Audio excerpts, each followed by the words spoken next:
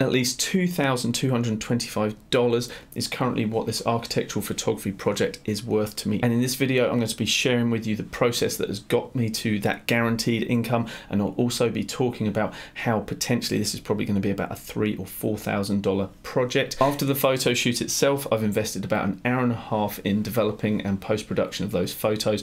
I have done a live recording of that, and it is that I'm going to be sharing with you in this video. To get the photos from their raw state to the polished proofs that I send through to my client so that they can select what they want from the job, it's actually a pretty straightforward process, and I'm going to share with you exactly what I do in this video. The conditions on this photo shoot were pretty awful, so if I've been able to pull a good income from this photo shoot, I hope by sharing this information with you, you guys will be able to start doing the same with your photo shoots as well. Let's get into it. Hi guys, welcome to my brand new channel. Wow, architectural photography. Turns out you guys are more interested in architectural and real estate photography than I realized.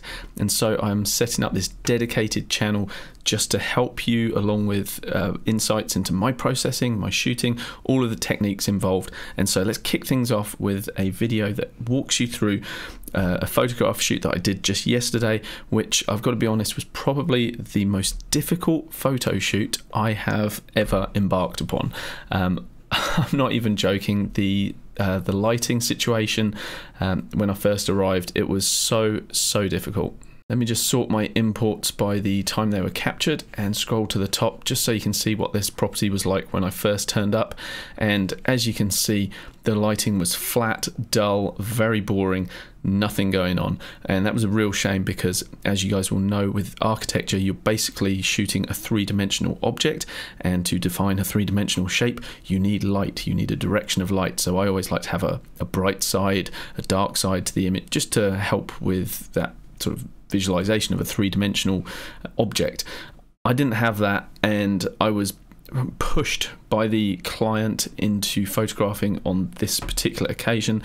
I was very aware that the weather was not good, lighting conditions wouldn't be good. This is about 2 hours from where I actually live, so a 4-hour round trip, and so I wanted to be absolutely sure that I was getting the shots I wanted. Long story short, we didn't have that luxury, unfortunately, due to time constraints of the homeowner, award entries, stuff like that. So this was literally the only day we could shoot this. And so let me talk you through exactly what I've done in terms of literally importing the photos, and they're very rough and ready. You can see bracketed series here, so I'll always shoot a medium exposure, and on site I will rattle off a couple of underexposed images, a couple of overexposed images, because again, as you know, architecture is prone to have very high contrast ratios. For instance, here we're looking straight out to the exterior here, beautiful view, but it just didn't look great on the day, very flat and dull, unfortunately, and the interior looks very dark and dull. So you need to have a few different exposures so that we can work our magic in post-production, and I will show you all the steps involved, perhaps not in this video into combining those, but on this channel. So if you guys want to learn more about all of this stuff, please subscribe to the channel.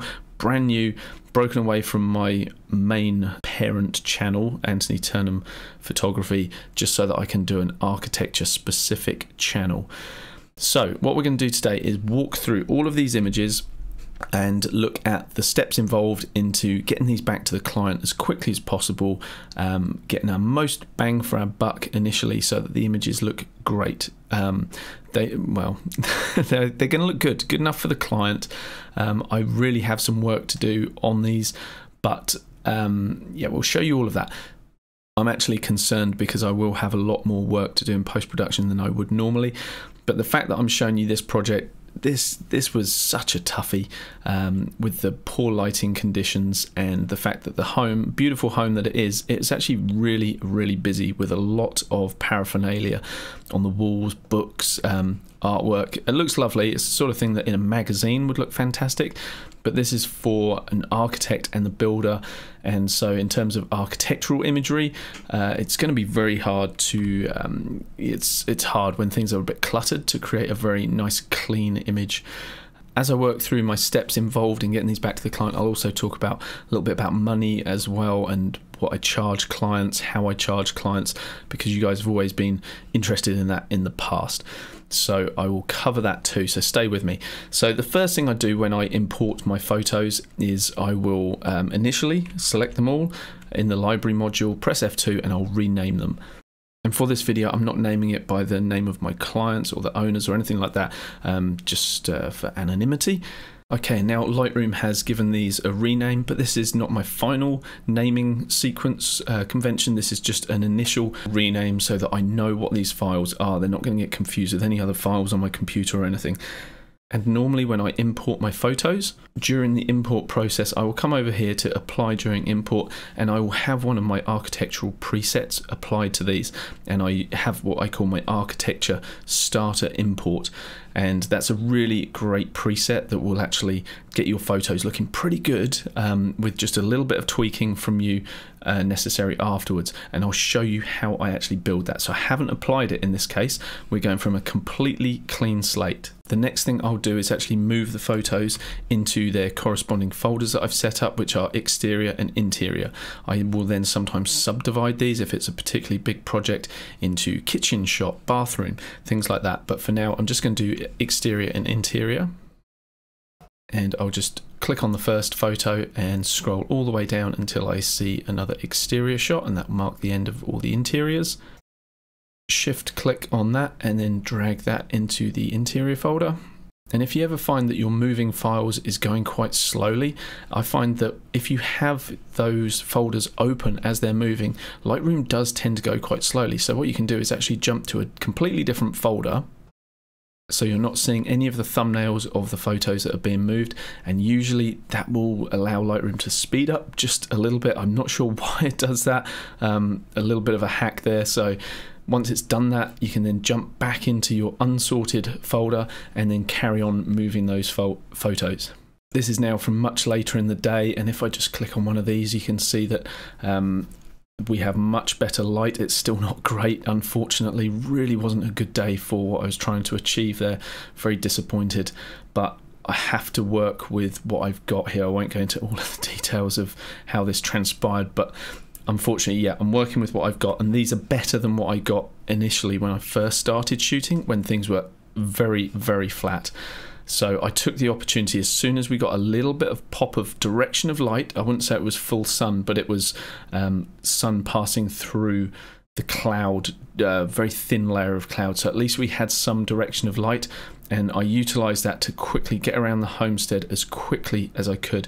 I wasn't shooting on a tripod at this point. I was hand holding all of these shots, often still bracketing the sets, so that I have options in post-production if I want to combine different exposed images. But unlike the interiors, often with the exteriors, one exposure is good enough.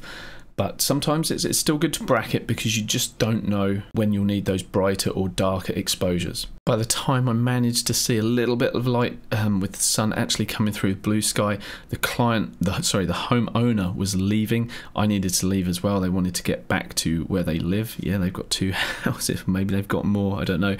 But this is just a occasional home. So I had to leave, but I basically had to run around. I took probably no more than 5 minutes to run around the exterior of the home and get these shots now that we had some sunlight in these images. Now you can see from the information that I've got up here, I'm actually shooting these with a 24-70. I decided to split the difference between a telephoto and a wide angle for this particular series, literally as I was running around. This is not an architectural photography lens, but it served the purpose for me being able to quickly get around and quickly rack out wide and get some shots at 24, coming a bit tighter at 70mm if need be. So I was able to quickly go around and get these shots. But usually I am shooting a lot of my architectural stuff, as you can see here, on a 16-35mm lens. In this shot, which is obviously done at 16mm, you can see this barrel distortion, and that is super, super nasty. But I'm going to show you how we fix all of that, and I save that into a preset that I can apply on import. So all this barrel distortion around the edges, we never need to see that ever again. So let's come back to the thumbnail view, and we're going to choose a photo that we can work on to create this preset. and I'm going to select this image here of the home. It doesn't really matter which one I'm working on, and you guys can just copy along with the settings that I'm inputting here and create your own preset. I'd love to be charging money and making money off presets, but I'm trying to make this channel just about free education for you guys, so I hope you like that. So the first thing we want to do is come to profile, and you do not want to have an Adobe color profile. That's just a generic color profile which is mapping the colors that your camera has captured and putting it through Adobe's algorithm for creating this photo that you see in front of you. What you want to do is actually come to something that's camera matching, and ideally, rather than going for something like a camera standard which looks nice and punchy, you actually want to go for something that's probably going to look pretty horrible, and that's the camera flat, camera neutral. Depending on your camera model, you will probably see different variations of what is available for your camera. You may not see camera flat. It may be called something else, or you may only have one option, but basically what you want to do is select the flattest profile that you have available to you.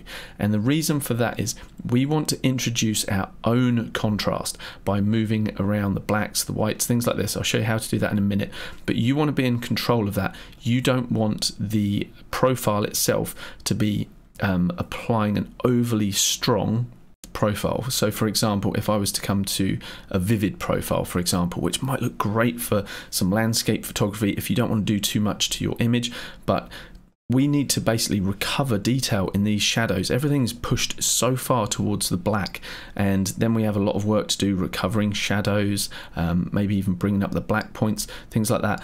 What I'd prefer to do is start from something like the camera flat profile, where we can already see detail in here, and then we're just sort of enhancing that information that's already there. We can reintroduce contrast later in our post-production. However, initially we want to make sure we're capturing the maximum dynamic range that we can.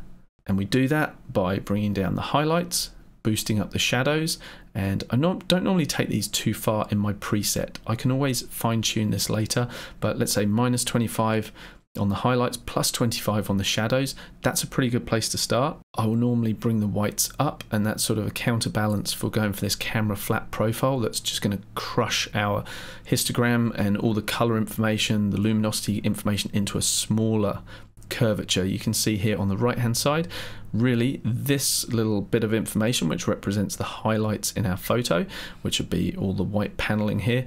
This should be a pure white, so normally we would want that pushing somewhere up around, look at that, we're having to go to +58, that was.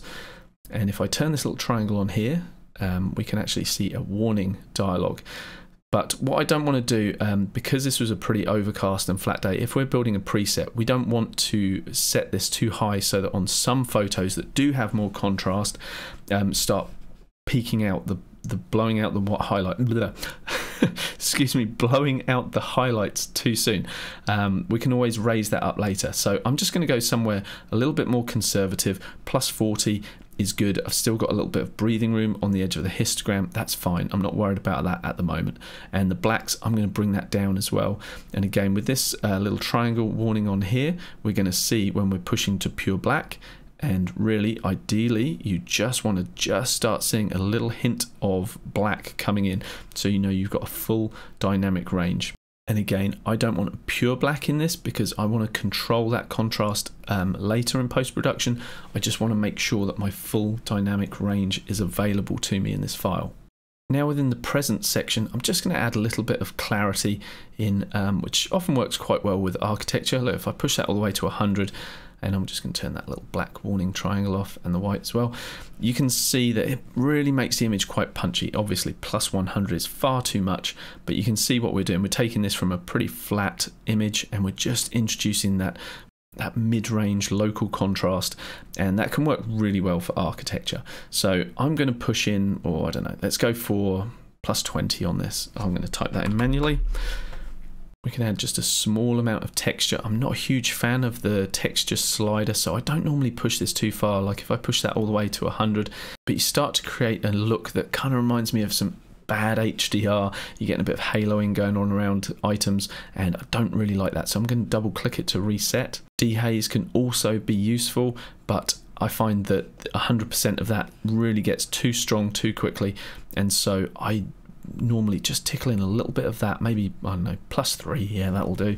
Vibrance, I like to introduce a bit of vibrance, so again, I'm pushing this to 100, and I like to do that with my sliders, not so much nowadays, but initially when you're starting editing, by pushing your sliders all the way and getting a feel for what they actually do and what that input is into the photo, you can then be more judicious about how much of it you're going to put in, knowing exactly what that look is doing. You can go, okay, 100%, that's way too much, but let's just increase some of it. I want a little bit. It's, you know, really helping the grey in the sky to become more of a blue.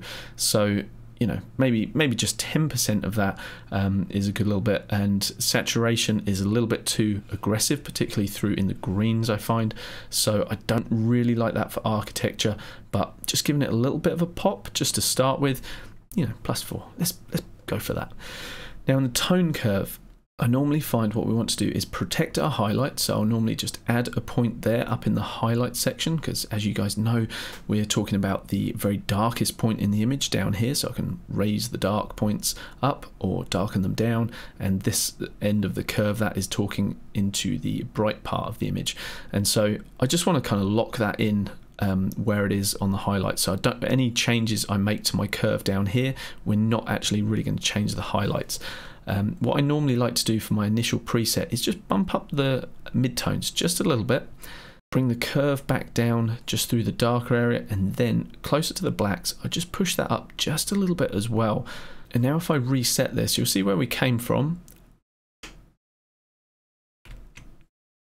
and where we've got to, and it's not a huge change in this, and you could argue that the original here is more impactful, and we've got a lot more contrast going on, but as I say, that isn't what I want at this point in the process. Now, while my 16 to 35 is pretty sharp, particularly at f8 and f11, what I like to do is make sure that my sharpening is in a pretty good place. So I'll zoom in, we're at 100% here, you can see that we've got that there. And this may be slightly softer than my normal shots because this was handheld, but what I'm going to do is just come to the detail section, and we're just going to increase the sharpening amount. And again, it's helpful to push that all the way. 150 is pretty aggressive. You can normally get away with a higher amount with architecture than if you're working on, say, a portrait, for example. And then the radius amount is relative to the size of your sensor in a way, the sharpness of the lens and the size of your sensor. Effectively, what sharpening is doing is looking at areas of contrast. So if we looked at the hill in the background here, for example, and I zoom in a little bit more, it's basically looking at the contrast between where the mountain meets the sky, and it's making the darker edge darker and the bright edge brighter. And so you can see basically we've said put a 3 pixel halo around this that's going to effectively trick the viewer's eye into thinking that this is sharper than it is. So if I toggle it off and toggle it on, you can see all of those halos suddenly pop in, and from a zoomed out perspective you don't necessarily see that, and the image just looks a lot sharper. So this is our before and this is our after, so definitely sharper, but we want this image to hold up when we do get closer. So this is far too much for me. I find for my lens and my 45 megapixel camera, 1.5 setting is pretty good for the radius, and an amount of about 90 is a pretty good starting place. And as we sharpen up any image, then we do start to see some of the noise get sharpened as well. And what we can do is actually mask some of that out as well. And if you want to see your mask, just hold the Alt or Option on a Mac and you slide that back and forth, holding that key, and you'll actually see the mask that is being created for you.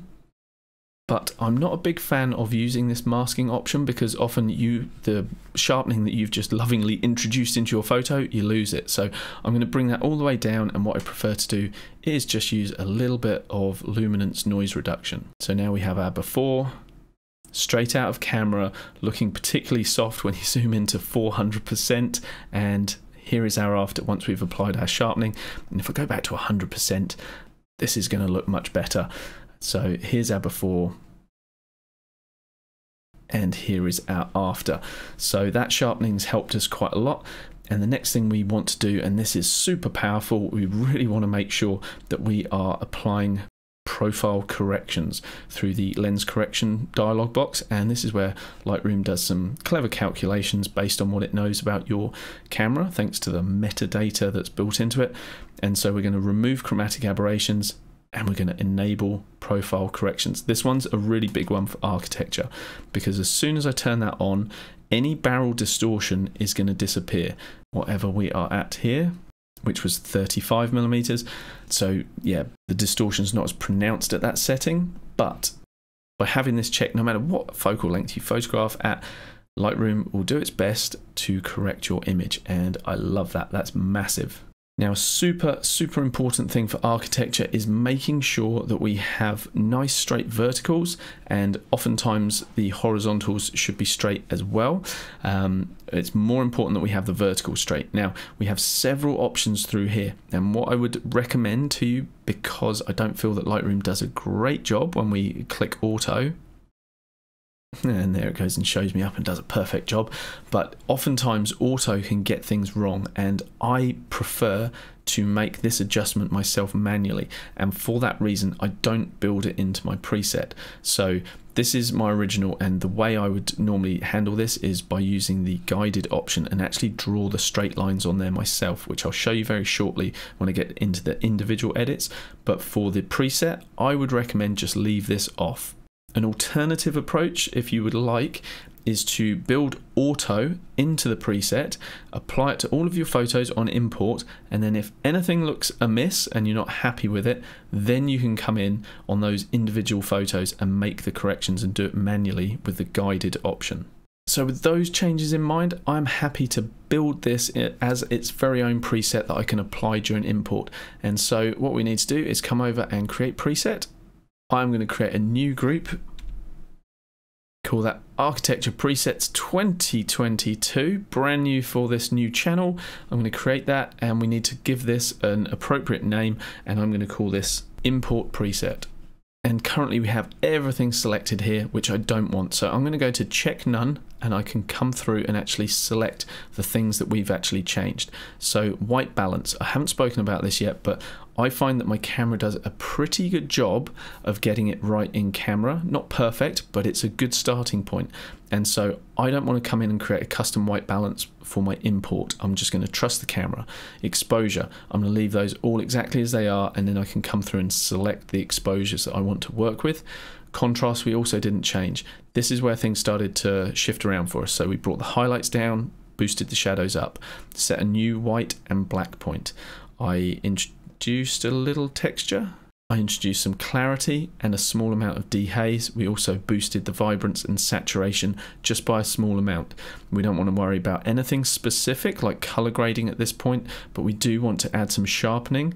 We also reduced the luminance noise, and the color noise reduction, we'll leave that set at what Lightroom has it set at.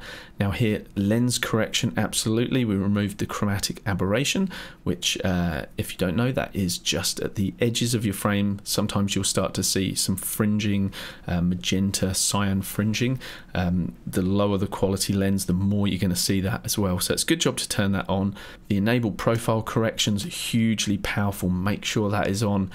Distortion and vignetting, yeah, we want to correct for those as well. I missed one down here, which is tone curve. We did do some adjustments there, boosting the midtones and a little bit in the shadows a little further as well. Transform, we're not going to worry about that. We do that individually with each photo. We don't want any post-crop vignetting or grain calibration we don't need to worry about. So I am happy with that. I don't need to have anything ISO specific because more often than not, I'm shooting at my camera's lowest ISO setting for architecture and real estate, and that's ISO 64. And so if I'm happy with this, I'm just going to click create. And just to give it a test, let's come to a completely random photo. Let's jump into the interiors and let's just look at this very first one here, which was shot at 22mm.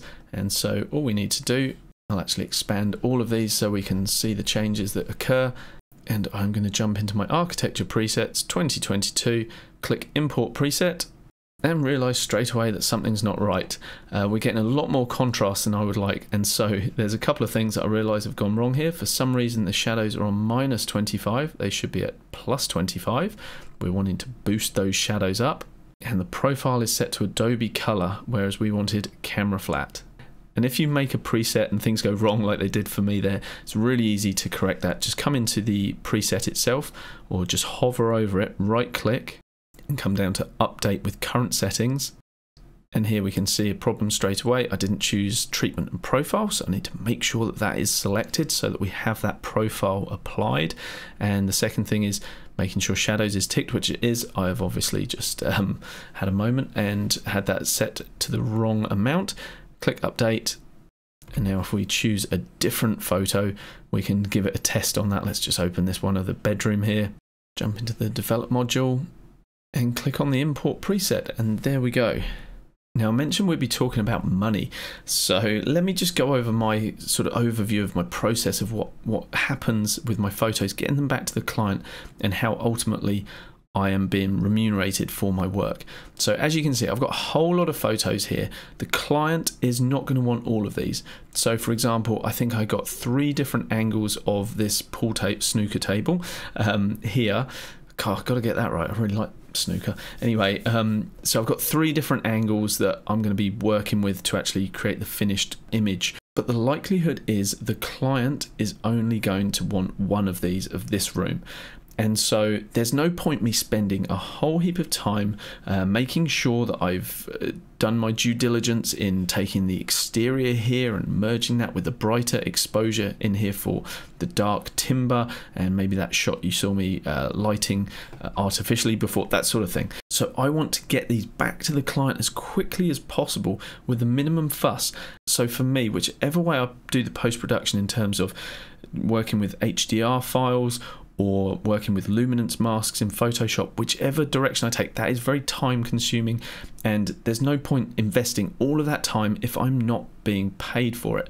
And so I just want to create a pretty rough and ready version in terms of how much time it takes me, get those proofs back to the client as quickly as possible, and they can then send me a list saying, hey Anthony, these are the ones that we want to purchase licenses to. And then I know that I'm just working those images in post-production. And currently my pricing for licenses, if I'm working with a client directly and they're paying me for the shoot, which every client pays me for a shoot, and then the photos are charged additionally to that. So a photo shoot fee currently of $575, and then a per image rate of $85 per image. So for 10 images, for example, it would be $850 plus that $575 initial shoot fee, plus if there is, in this case, for example, travel fees as well. And the beauty of doing it this way is I can then not only get the builder who paid me to go and do this job and is buying licenses, I can then license my work to the architect and be paid for those photos again. So that's a massive game changer. So hopefully that's been worth watching this video for alone if you're not doing that currently, because and that's a massive difference between real estate photography and architectural photography, is that oftentimes you have multiple potential clients with architectural photography: builders, designers, architects, furniture manufacturers, companies that make the blinds, the louver systems, things like that. They're all your potential clients. Whereas with real estate, it's usually just the real estate agent paying you for those shots, and normally not as much as architecture pays. So just something to bear in mind there, guys. But now we've got that preset we just built, I'll show you what we do, or what I would do on initial import. Basically, everything would be coming in with that preset applied in the same way I showed you before through that import dialog box. So if we were to go to import and then over here in develop settings, I would be selecting AT Architecture Presets 2022 and then using that import preset that we just made. But because these are already imported without that preset, we can just select any photo and we can turn on auto sync with everything selected, and now basically any changes I make to this photo are going to be applied to every photo. And so I am just going to come over to the import preset, click that, and now Lightroom will go through and apply that preset to every single photo. I was only doing that to the interior shots, I've just realized, so I'll just jump into the exterior folder as well. And this is a really important point, guys, that I'm going to raise right now, because I am sat here waiting on Lightroom to apply those changes to all of those photos. And for me, that is a complete no-no, and I'm going to be upgrading my computer very soon. What once was a very powerful computer has for some reason got very bogged down, but you shouldn't be waiting on your computer. Your computer should be waiting on you. You should input what you want to happen, and like that, it should happen.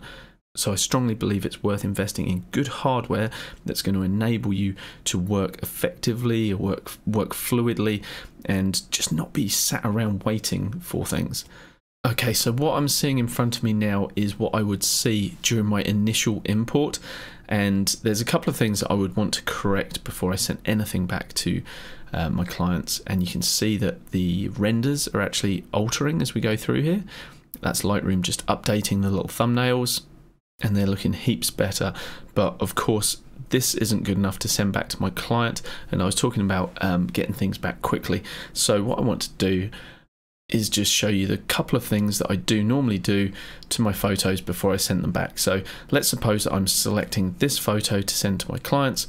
All I would do is come into the develop section, not worry about fine-tuning anything at this point. All I'm going to do is select a custom white balance now for images where I feel like the white balance is off, such as this one. We've got a really weird green cast going on here, and normally I will just look for an area that I know should be a neutral grey or white, and so basically I'm just going to click on the ceiling. I know that that would have been painted with a paint that would be very close to white, if not perfectly white. So we click on that once, and look at that, all of a sudden we've got perfect color.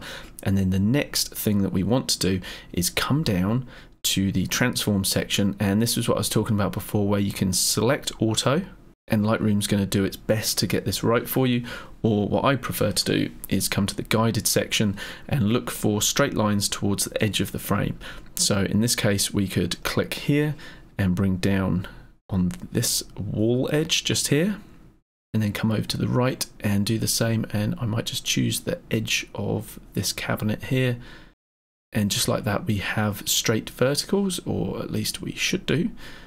This is actually a little bit deceptive because this is no doubt perfectly true and plumb, whereas this mirror probably has a slight lean to it, and it's reflecting the shower glass here, and you can see that that doesn't look straight. So this is not a good example, so I'm sorry about that, people. But look, we can leave it as it is for this. This is the initial proofing that is going to get sent back to the client. I've done a line across here for my horizontal because this is a nice symmetrical shot. I know that there shouldn't be any tilt on this. And now I'm looking for a seam in the tiles, because I know that I can draw a line coming across from this tile across here. This should also be straight, and I'm really not in love with this slight edge showing here, so I'm just going to come up here and grab my crop tool and just bring this in ever so slightly, just so we lose the edge of that door frame. And while this would never be my finished image, it's certainly good enough to go back to the client so they can come back to me and say, I want this photo, Anthony. Or I don't. They may just disregard this, and in that case, all of these images that I shot from this same location with a combination of different lighting, my own strobe going off as well to give us a more pure light, all of that would just get disregarded straight away.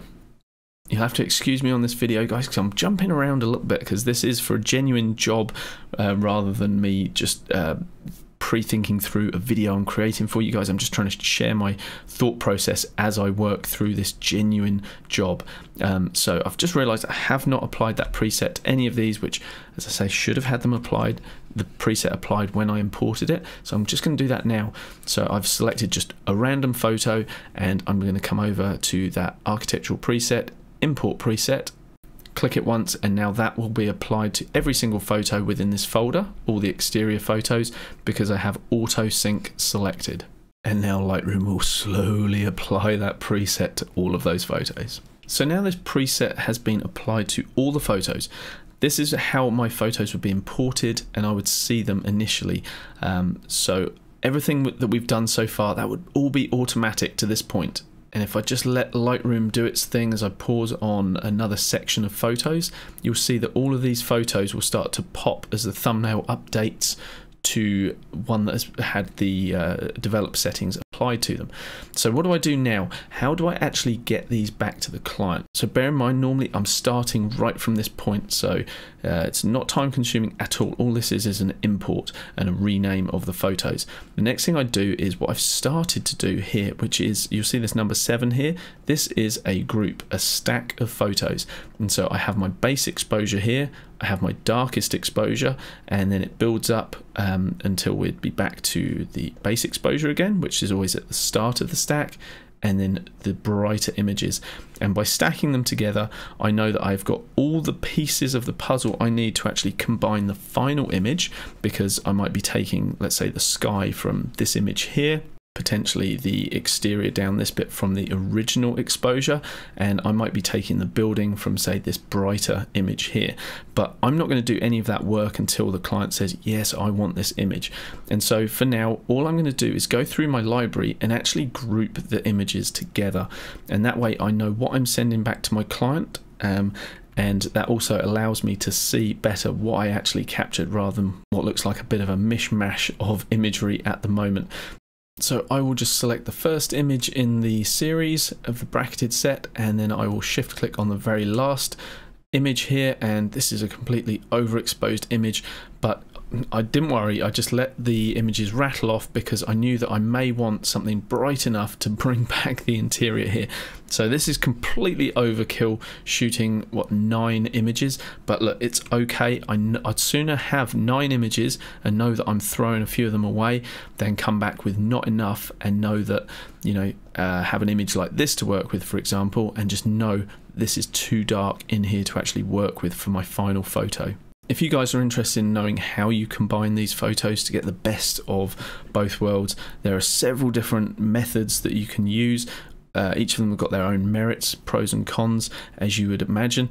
Subscribe to the channel because I will go over that, and if you would like to know information about creating HDR imagery or luminosity masking, basically just bringing all of those darks and the brights together into one image, just let me know in the comments, please, and I will see about putting a video together for you. But for now, I'm just showing you my very quick workflow. I'm going to go through on the film strip here and just merge these into bracketed images. And here you can see, what's this? What's this on the lens? I was being attacked by flies. There were flies out on this, and they were all over my lens as well, and I have not realized until now. So that's a bit of a shame, but it's okay, because what I'll do is just bring this bracketed set down, and I know that that's going to go in the bin. Same for this set here. I started taking some shots, and as it's rattling through, I'd realized at this point that there was something amiss over here, and I'm walking off into the frame to fix it, and then coming back and reshooting that set. So I will still group all of these together into one stack, but I know that this stack is going to end up in the bin. At this point, I decided that I was going to just start shooting 3 exposures rather than 4, and so right now you can see that we have a mid exposure here, a darker exposure and a brighter one, and you can see they're moving around, and that is because I'm hand holding this at this point.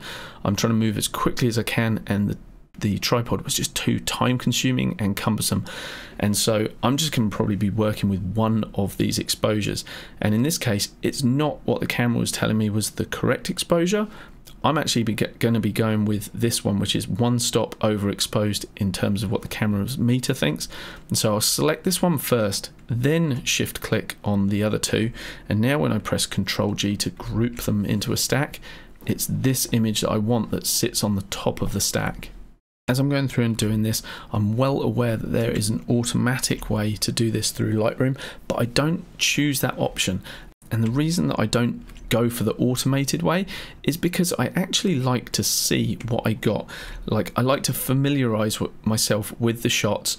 I'll often go through in this view, so I'm starting to see full size what my images look like, and that just helps me to familiarize myself with my imagery and start thinking about what approaches I'm going to take for post-production to bring out the best in these photos.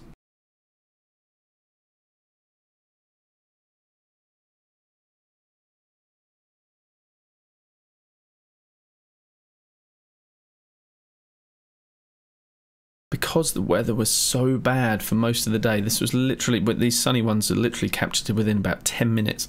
What I thought I would do while I'm on site, and I recommend you do the same, is if you see sky or landscapes that you find interesting that were happening while you were shooting that property, I would add them to your collection. So if I need to transplant some of this in outside of a window, I've got an option to use the view from their deck outside a window if need be.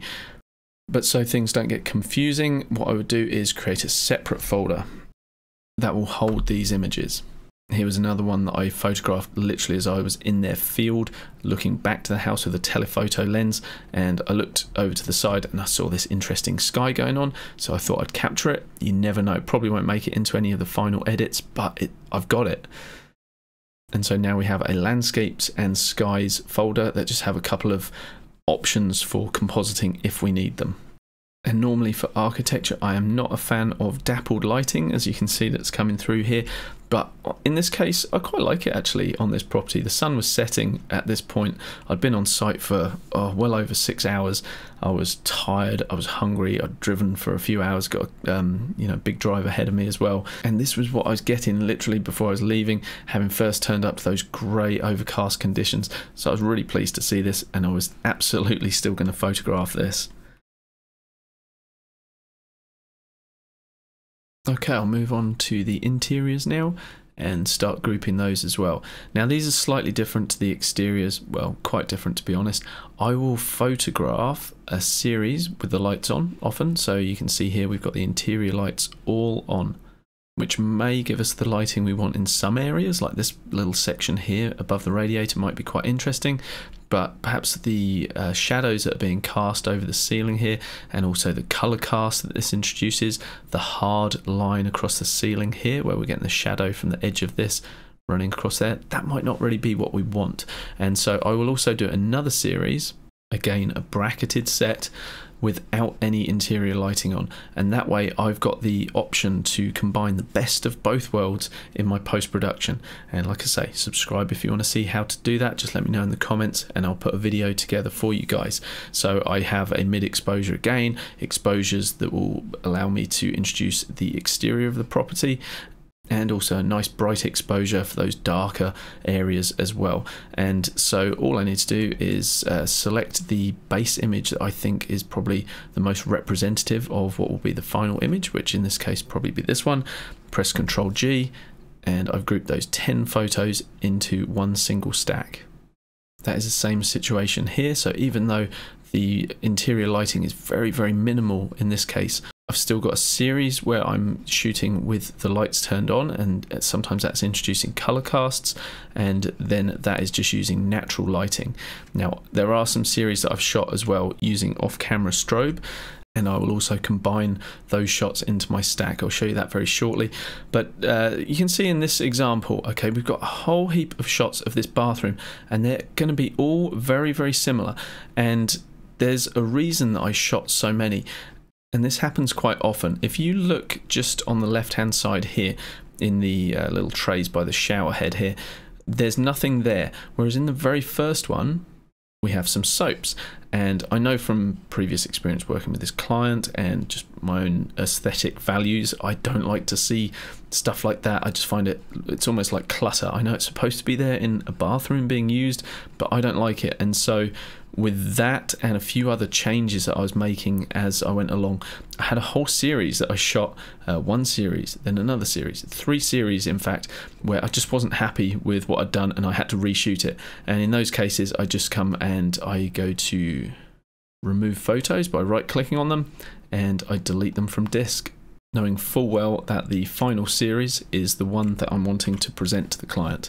Same thing happened here, that I shot a series and my very first starting shot, I wasn't happy with that as a base exposure. So although that's what the camera thought should be a good mid exposure, I actually changed my mind and I thought this should be our mid exposure here, knowing full well that 2 stops below that would bring back detail for outside, and a couple of stops over would be far bright enough to bring out any shadow detail as well.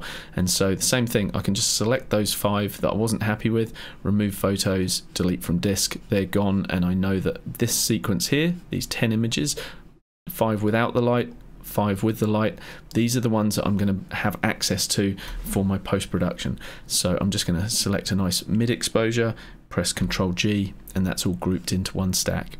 The fact that we have a difference in looks between, say, an interior shot without a light on and then one with the light on, I'm not going to concern myself with the fact that there's two different kind of looks. The client doesn't need to know that. They don't need to see that at this point. I just need to pick one of these that I think is representative of the shot that I got. I'm going to do what I showed you before when I send this back, which is pick a neutral white balance. So we've corrected the white balance. Come down here to the guided transform and just draw a couple of rough guides on here. I don't need to be too precise, to be honest. At this point, I can always get this more accurate if the client chooses it. We can adjust the aspect ratio slightly and also come in with a slightly preferred crop. I don't want to have quite as much ceiling as that. And that rough edit that takes us from this to this is literally all I'm going to be doing to send through to the client. Now I know that, yes, I could be bringing out the exterior details so that we can see the landscape beyond, which would be lovely, but I don't need to show that in the proof, the version that I'm going to send through to the client. They don't need to worry about any of that, and I don't need to waste the time, because they may just say, you know what, this bedroom is effectively a box with windows. We are not interested in that. We're not interested in licensing that. So I'm not going to waste my time. These bedrooms were shot pretty early when I got there as well, and to be honest, I was pretty demoralized at this point, because if I zoom in over here and we actually look outside of the window on a different shot, you can see just how grim and grey it is out of the window there, and you can actually see the water pouring down the window here where it's raining. And so this really isn't an ideal look. And as you saw before, I took an exterior shot later in the day that potentially could be combined, but I just don't think that's even going to work for this. So the fact that this is all rainy and drizzly, it's a bit of a heartbreaker for me going to shoot a project like this, knowing that it could have been shot so much better in different conditions. But unfortunately, like I say, I wasn't actually in control of that, which is extremely frustrating for me. This set is slightly different. This is a prayer room, and I have many exposures again. First of all, this is just with the interior lighting. This was with natural lighting, and as you can see, we're getting some strange colours coming through off the stained glass window here. There's also a window behind me, and I'm just in the doorway, and so you can see the shadow of me. You can see these weird colours, and so it's not really what you want in terms of setting good colour rendition, accurate colour rendition, and that's where it's ideal to bring in an external light source. And so I used my off-camera strobe, and I'm bouncing it off of the limited amount of white ceiling up above the camera, and you can see in this image we have a much cleaner image. Like, sure, it's lacking any real atmosphere in terms of dynamicism and interesting lighting, but that's where I'm going to be able to combine the best of some of these other images, some of the initial ones with the internal lighting, and ultimately end up with a finished image that's going to look really nice. But for now, what I'm going to do is just select all of those images, press Ctrl G, and bring them down into one stacked group. And in this case, again, I just want to select off of what is a neutral color, so I know that this was a white frame around here. So if I click on that, just like that, we've neutralized the color cast in this room, and with just slight modification of the angles on the side, making sure that these are nice and true. I'm just going to draw a line down there and grab the wood on this side and draw a line down there. Do the same for the horizontal lines here as well. And now in its current state, that image is good enough to go to the client and, as I say, let them decide, do they want it or not. This series is done in a slightly different order because I already had my strobe all ready to go. I started the imagery with flashed images, and so the light is just above my head bouncing off into the corner of the room on the white ceiling, and so we're getting a well lit room, not particularly great lighting, and obviously I would never send this through as a finished image. But then I'm also introducing some light into the bathroom here, and so I've done the lighting from different angles, so I'm going to be able to combine the best of these lit areas just through here with the main room, with shots for the exterior, and then again brighter ones for the interior here. The final image is going to end up with the best of everything. But initially all I need to do is just select one image and group those into a stack and make sure that this looks good enough to go back to the client. And again, it's really easy to do that. We're just going to select a nice white point from the room, come down to the transform section and just make sure that our verticals are nice and parallel. And if we need to adjust the ratio so that the width to height looks correct once we've done this correction, we can do that. But in this case, that's pretty good. I'm happy with that. So if I press the / key so that we can see our before and our after. So before, very punchy and contrasty, nasty color balance. Also got converging lines with the tilt of the camera. Of course, you could shoot with a tilt shift lens and correct on site, but honestly, I present these images to my clients. I've been doing it for years and no one has ever questioned me. The highest of high level architects have never said, was this shot with a tilt shift lens? Oh, I can tell it wasn't. This is good enough. Our megapixels on our sensors are so high now that any slight correction, as long as your photo is sharp, if you need to correct this and you're shooting it with a relatively straight back to your camera, not too much tilt, you can get away with a standard wide angle lens when you're shooting. As I group this one down, you'll notice that this really isn't ideal, this photo. It's very dark because of this wood. Now, occasionally what I will do before I send my proofs back is I will make very slight adjustments. I really don't do too much, but for example, we might just want to boost the shadows up a little bit higher on this one, just so that we can see all the intricacy of the wood paneling as well. Obviously, we're going to correct for the white balance.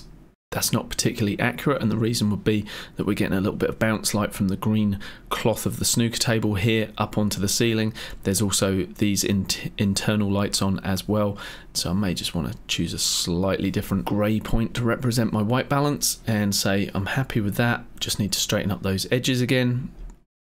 You see the workflow? It's starting to make sense now, right guys? Really straightforward, because all the heavy lifting is done with that preset junior import. All you're really needing to do for most photos is select a good white balance if necessary and just correct those verticals as a #1 priority, and occasionally if you're doing a symmetrical shot like I am here, also correcting the horizontals can be an important part of the process as well. While I would say you definitely need to be doing that for your very finished image that you're sending through to your client, you might not need to worry about the horizontals if they're as close as they were for me here. For that initial proofing stage of sending it back to the client, you may not need to worry. So using the / key on our keyboard, we can see here is our initial import, looking very strange indeed. And this is what we're sending back to the client with effectively 3 changes. One being that initial import preset, then straightening up the lines, choosing a new white balance. That's effectively it. Yeah, we did boost the shadows in this one, but okay, 4 steps in this one. But for most images, it's just 3 steps, good as gold. Get it back to the client, move on. Now, while predominantly my angle is high-end architectural photography, and that is what I charge for, let's suppose you're a real estate photographer. You may not need to do much more than what we've done already to deliver a usable image to your client. And if that's the case, isn't this method a big time saver?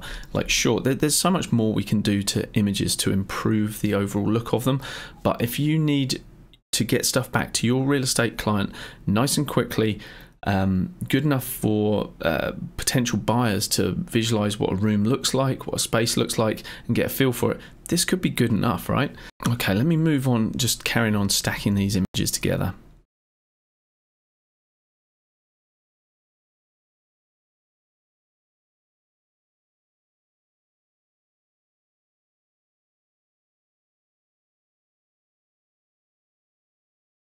Okay, one more thing that's just come to mind as I'm working my way through grouping these. If you look at this initial shot I took looking through their foyer area that has this beautiful library going on here, beautiful, and it leads through into the living area where they've got the dining table and the kitchen.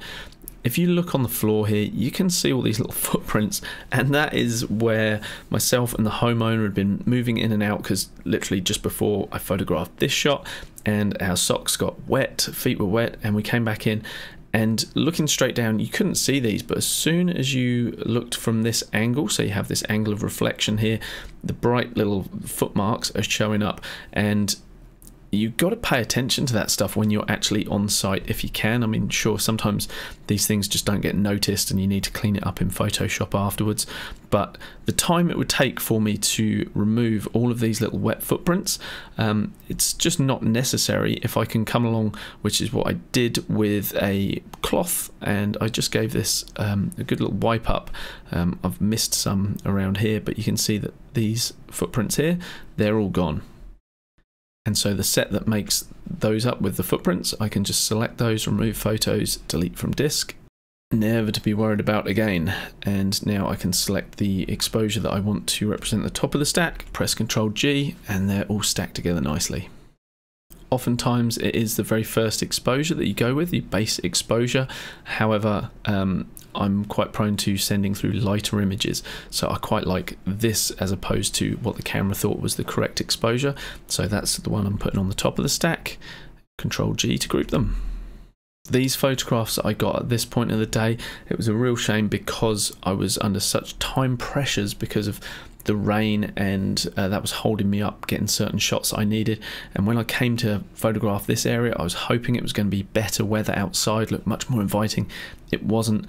Time was so short. The client was pushing, the homeowner, sorry, was pushing me because they wanted to leave. They're lovely people, but they wanted to get going and lock up, and so attention to detail kind of went out of the window, frustratingly.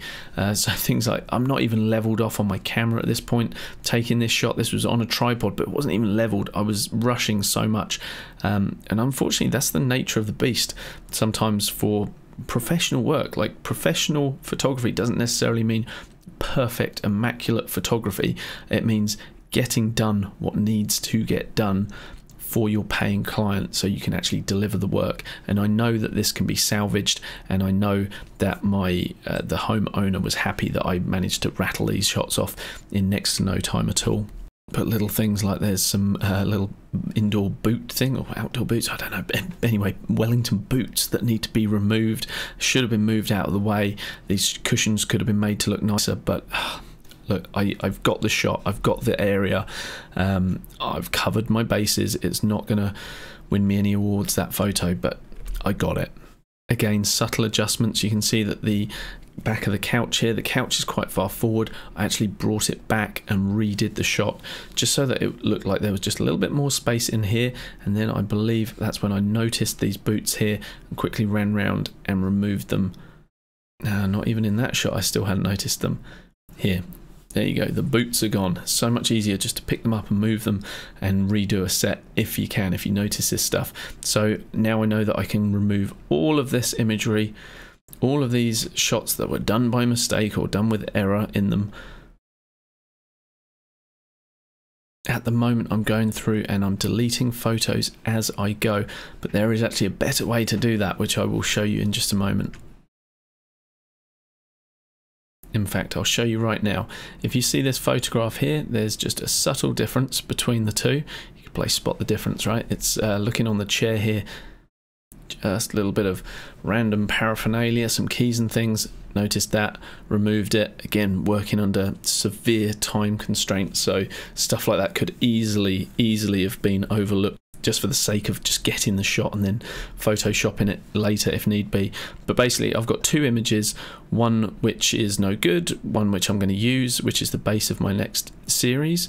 So what I've been doing up till now is actually just right clicking, removing the photo or set of photos, but what I find to be the better and more efficient way of doing that is actually to create a brand new folder, name it rejects, and then anything that you don't like, just drag and drop it into the rejects folder, and then you can mass delete, bulk delete them at the end. And that saves you several steps of continually selecting and deleting things.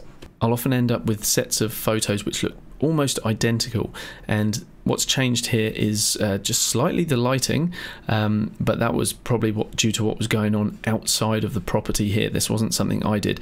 The main difference is actually the position of the curtain, and that was because halfway through my series the homeowner actually walked past. I said, "Oh, careful, careful, don't move the chair. Oh, I won't, he said, I'm not going to touch anything. But I did another series because I knew that the curtain had moved slightly, and so when we're looking at perfectly aligning shots that include the exterior with the interior, I need to make sure that I have perfect alignment.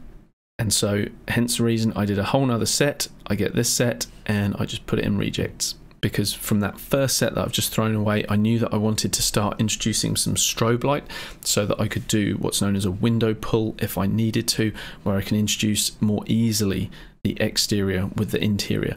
So I know now that these will perfectly align with this. It might not look like it because sometimes the addition of a different light source makes things look like they're jumping around, but that is aligned, trust me. You always want to allow yourself enough time for photographing your project, because when you get in a state of rush, like I was kind of forced into, unfortunately, little things get overlooked. So the client thought it'd be nice to open the doors and let some light spill in, and I totally agreed with him. I thought that would look really great. But at the same time, this door at the background got opened between me setting my tripod up and actually getting this shot. This door here just got opened. I didn't spot it. And so unfortunately, I took another series with the door closed. It's still open, and then I realized. So now I have a series with that door flush and closed, and that's perfect, love it. However, the one with the doors open, I can't use that because of this being opened. I can combine the two shots if I really want to, but what I'm going to do is, unfortunately, just ditch this photo with the doors open. My client never needs to know that that previous photo existed, and we can just send them this one through for proofing. So now I've stacked all of my photos together, it's much easier to see the project represented overall. And these photos do not look great at the moment because they haven't been correctly color balanced, they haven't had their verticals corrected either, and they certainly haven't been post-produced at any level. But I can see what I've got, and now I'm able to make better decisions about what stays, what goes. So currently pretty much all of the top row is going to stay, and we're also able to start rejigging things as well. So if I feel like this is better suited with more of the timber work, I can reshuffle that, but I actually like having this at the beginning because I like my photos to kind of tell a story and take you through the home, and at the moment it's all jumbled up, so I'm going to reorganize them. But the next step for me is to actually look through and decide what I want to keep out of these. I have two very similar shots here and here. Possibly I don't need both of them, but actually this is one where it is worth sending both through. They're different enough for the client to make a decision and go, you know what, I want to see through into the home. I want to see the lead right through here. And isn't this frustrating? Look, the table isn't in the middle, should have been moved. Sometimes it's very difficult because the homeowners, if they're there, may be very particular about furniture, may not want things moved, may not want things scratching on the floor, and obviously you need to be very careful and mindful of that sort of stuff as well. So in this instance, I just had to take a hit on the fact that that table is not perfectly centered. I mean, sure, it's going to do me in from an OCD point of view, but I'll put up with that.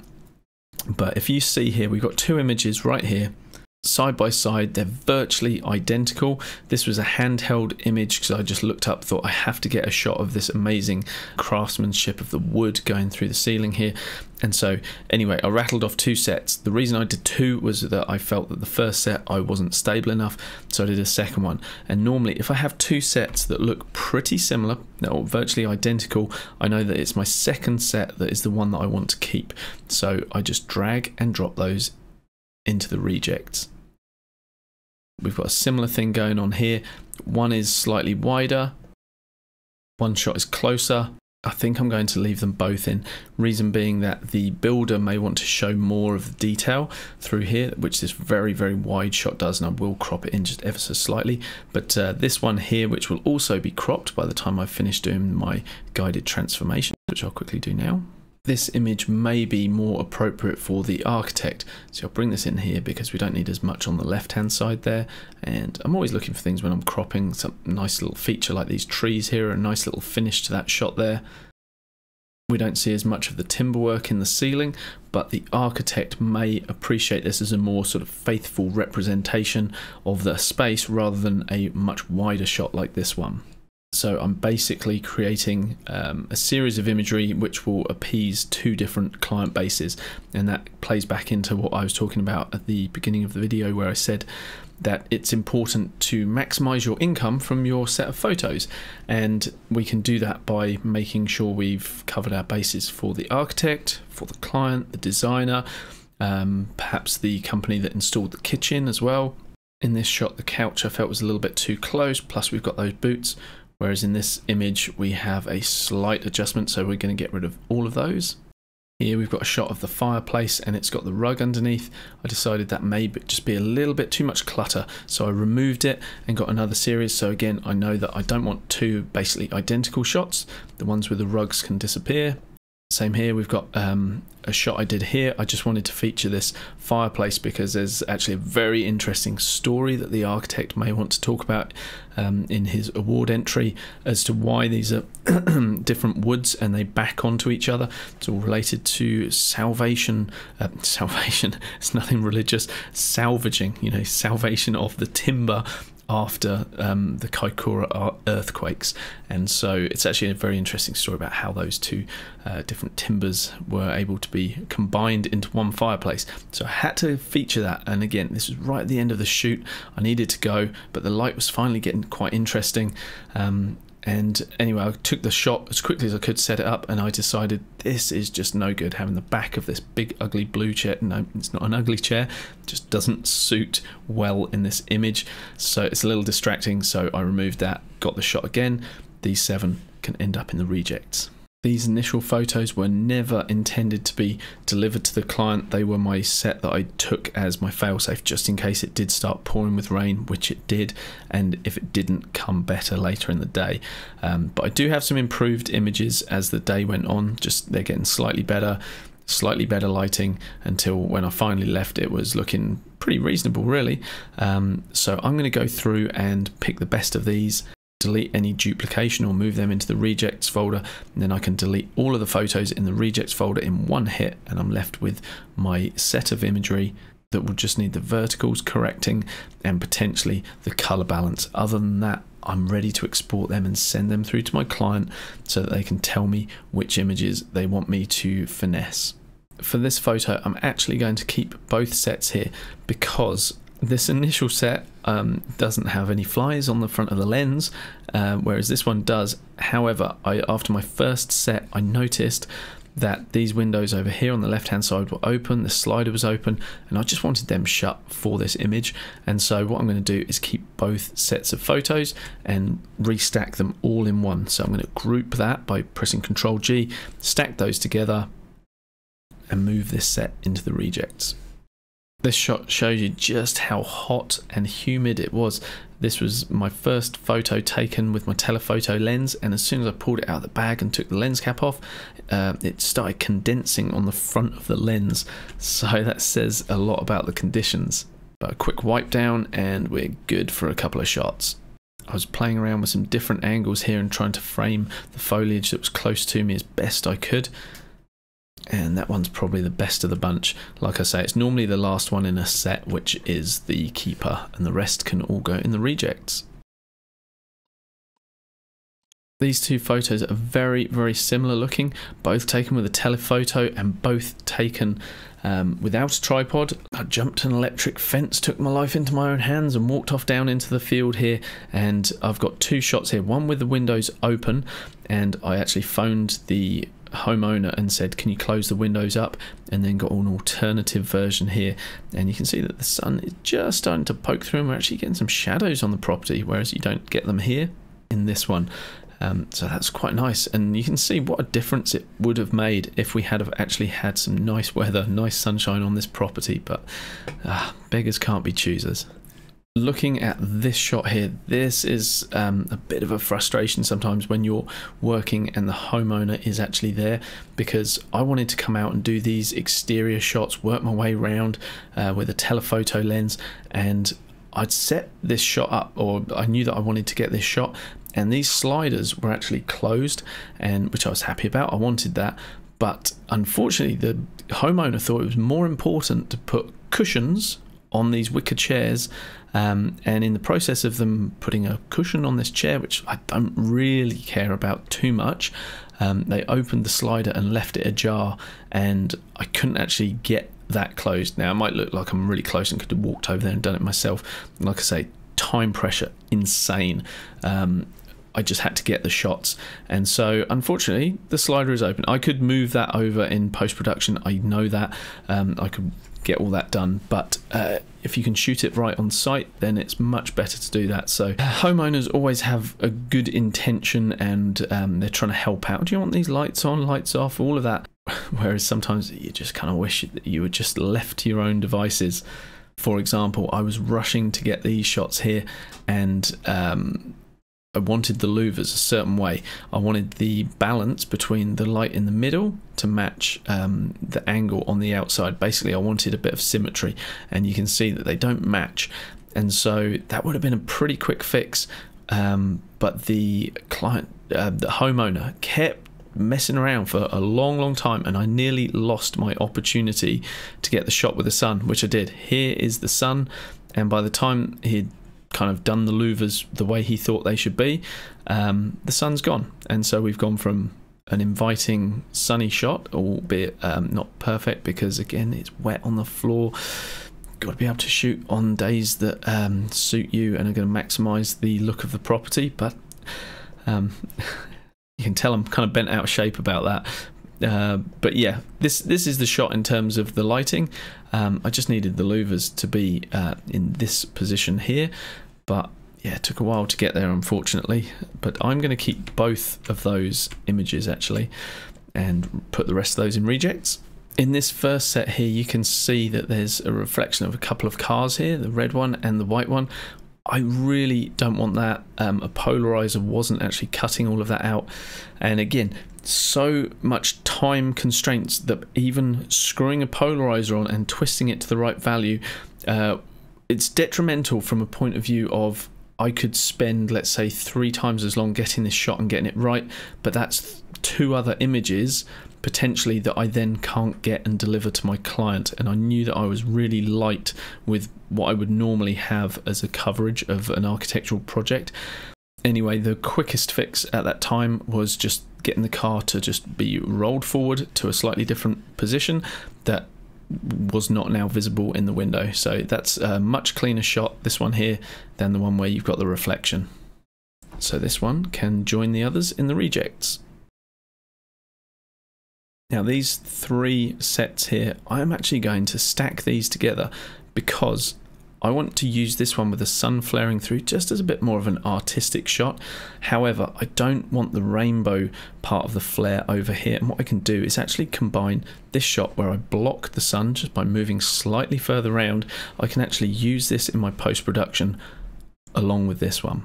But the existence of this one, this is just for back-end processing, so I will just stack all of these in a group under this very top one here. So now if I select both of these folders and just go into the library view, we can now at a very quick glance see all the options that we have for my client.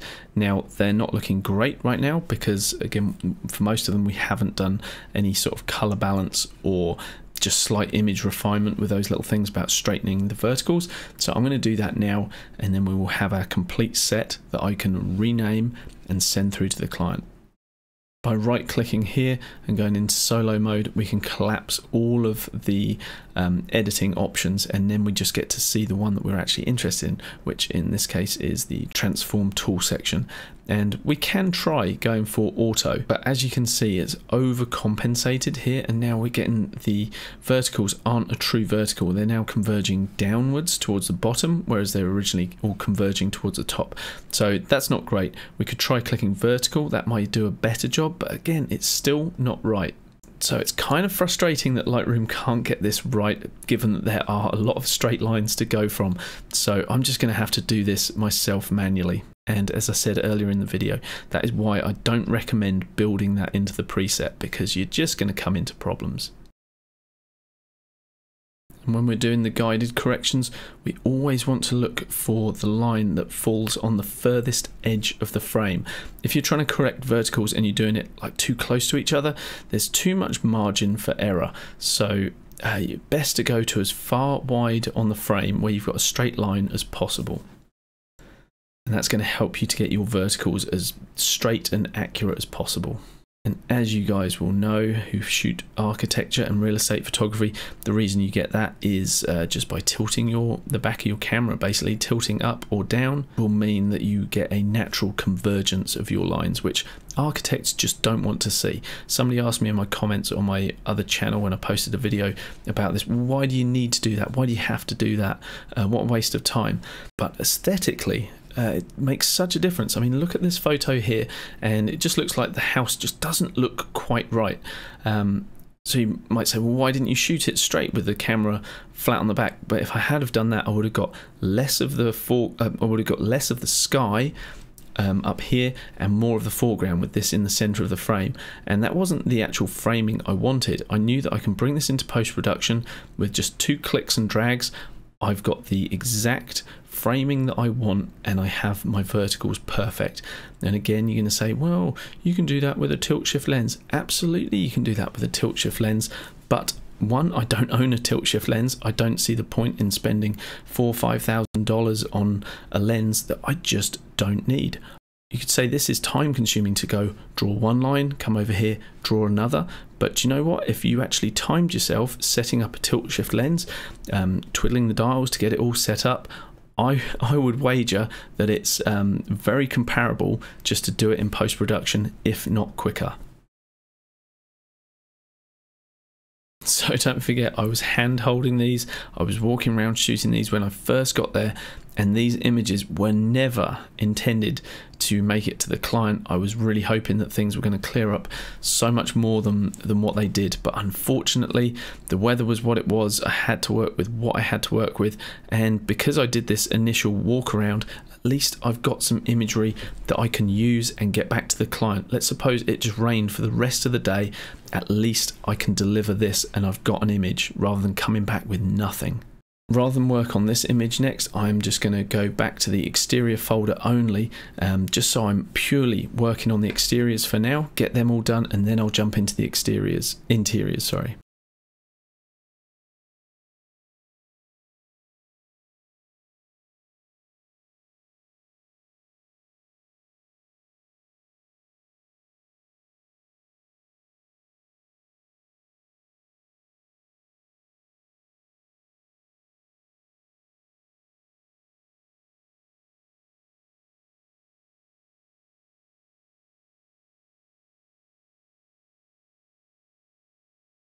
So now I can come in and select a new white balance for imagery if I want to. I know that this should be pure white, so just selecting the white balance selector and clicking on that, I know that we've got the correct white balance, and these were all shot at the same time, this whole series I've selected here.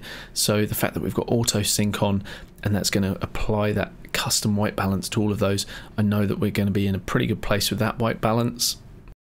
And I can just work my way through these just by selecting a new white balance, and at the same time making sure that I've selected other photos that were shot in those same lighting conditions. And any other minor adjustments that you feel need just tweaking along the way, you can do that. I don't normally worry too much about it, but if you just feel it's going to add a little bit more to a certain photo, or you feel that one is particularly off, you can always make those adjustments very easily.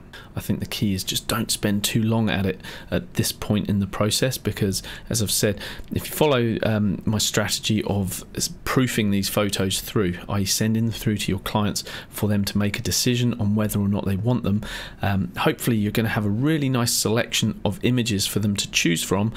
And when they do come back to you with what they want to actually purchase, then you can go to town on making them look better. and you haven't wasted a whole heap of your time doing it up front on imagery that they are not interested in licensing. So for example, I really don't think too much of these shots out here. I don't think the light was good, the fact that the concrete is wet, and very likely the client may feel exactly the same about these, and so I don't want to spend time bringing up the light value in the interior here or cleaning up any footprints or just muddiness on the floor here. There's just no point if they're not interested in that file. So one of the keys to all of this processing that I've been showing you is just trying to get through it as quickly as possible, while at the same time getting those photos to a standard that is good enough for the client to get a really good feel for whether or not there's value in that image for them. So for example, if I show you the straight out of camera one of this, that's as the camera saw it, and that's our edited version. You know, not too much in it, but it's enough just to breathe life into the file, and hopefully the client says, yes, I'd like this, and I say, thank you very much, $85, do a little work on it, send it through. Then the architect says, yes, I would also like this, and I say $115. If you're wondering why that's different, I will cover that in another video. Let me know. Just write pricing in the comments below, and that will let me know what sort of interest there is in how to price your work properly. So yeah, there's little nuances and things you can do as well to maximize what your income is, and so you can get paid what you deserve. Now I'm just going to jump into the interior photos and basically follow the same process of just selecting what I feel is a good place for a neutral white balance, and then correcting the verticals. If I feel that the image just doesn't actually need it, then I won't bother. But for example, for this one, we've got quite a severe tilt on the camera, so absolutely I will come into the transform section, grab my guided tool, drag it down a straight line right at the edge of the frame, and the same over this side. And there we go, we've gone from this, you know, quite a contrasty, blown out kind of image, through to this where all of a sudden we've got detail in the shadows, and the client can certainly get a sense for what that image is. But frustration being that there's glass covered in water, and the betting is the client's going to say, oh, can you remove all that water from the window? Yeah, absolutely. Don't make me go there on a rainy day. This space was exceptionally hard to photograph, and I will be very surprised if the client actually wants an image of this upstairs bit here.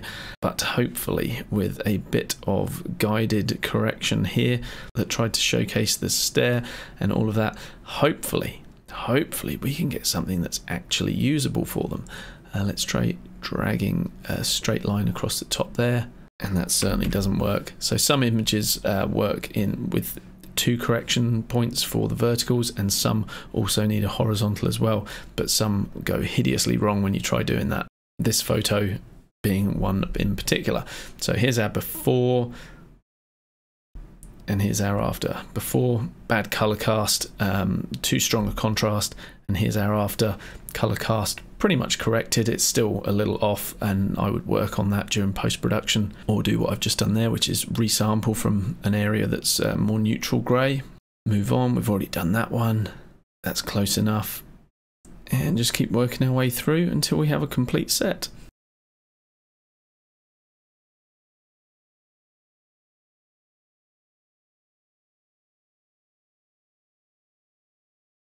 Now ideally you want to avoid any tilt on your camera if you can, but as you can see from all of my shots, more often than not, to get the actual frame that you want, you will need to tilt up, tilt down.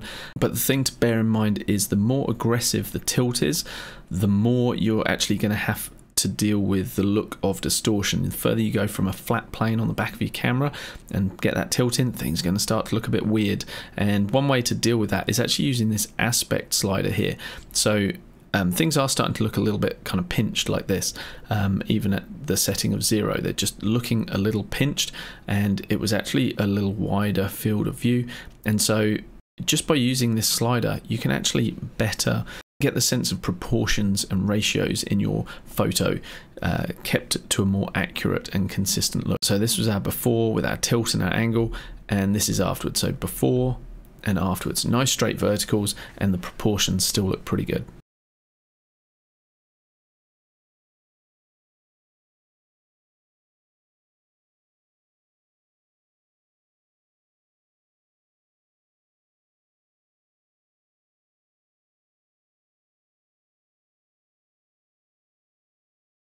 Now I've got my basic edit applied to my photos. I've corrected the verticals, sometimes the horizontals as well, and we have a more accurate white balance. Not perfect by any means, and there's certainly a lot of issues that I need to clean up in post-production if the client chooses them, and that is the key. But I'm feeling in a much better place about this set of imagery. So I've got a batch of interiors ready to send through, and I've got a batch of exteriors as well. And there's a big difference between the shots I got early in the day when everything was looking grim, and it actually got worse from there with the rain coming in, and then thankfully literally just before I left, moments before I had to be on my way, the sun came out and I managed to get some shots of the house looking much more inviting, and so that was a real godsend for me.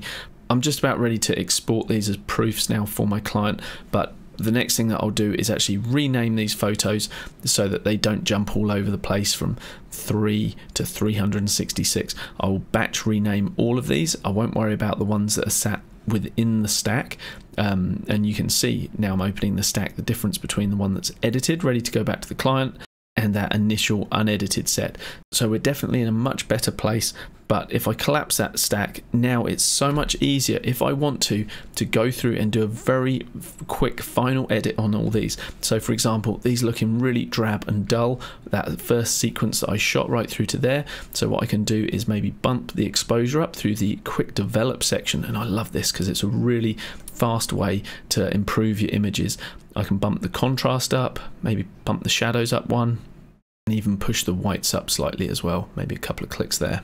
And I can do that for all the photos. For example, these ones here, they're looking very dark inside here, and I know that I can correct that later in my post-production, but a really quick fix just so that the client can see what's possible is just to do a few clicks on the shadow slider there, or the shadow button rather than a slider, and all of a sudden that's boosted up the interior.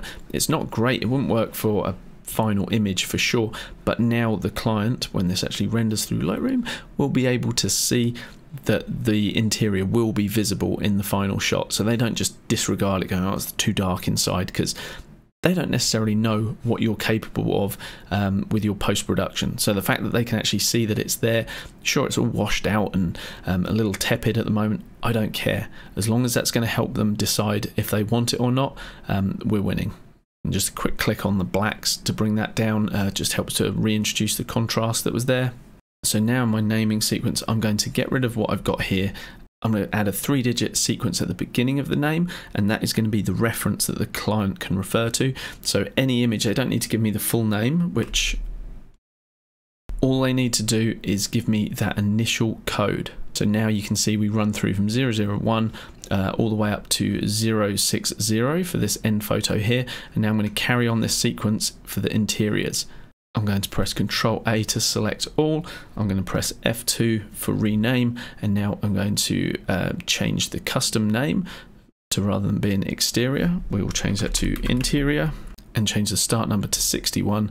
So we're beginning this sequence where we left off with the exteriors.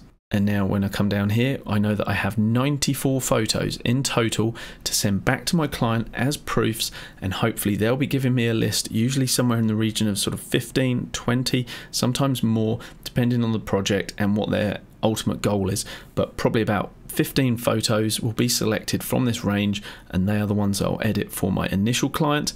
And then I will also get a list through from the architect as well. I appreciate I've been a little bit all over the place with this video. I've just been working in real time and recording it and doing voiceover. Hopefully you guys have found this beneficial. Please let me know if you have.